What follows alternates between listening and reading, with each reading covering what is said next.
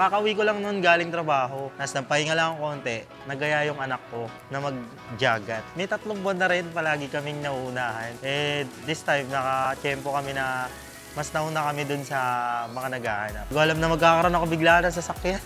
Thank you, Bingo Plus. Thank you, Jagat. Speechless.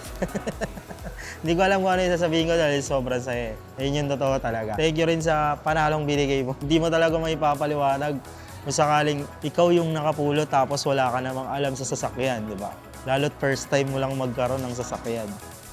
Kaya grabe, ilang araw ako hindi nakatulog. Sabi pa nga nila, scam daw. Ngayon nandito na ako, nag-send ako ng nagulat sila. Kaya sabi nila sa akin, Boss Paldo. Kung gusto niyo mag-outing, tara na. Tara. Maglaro lang ng naaayon sa estado sa buhay. Huwag naman masyadong sagarin yung sarili at saka mag-focus sa goal mo. Walang susuko hanggat walang nahahanap. Walang bibitaw, makukuha mo rin.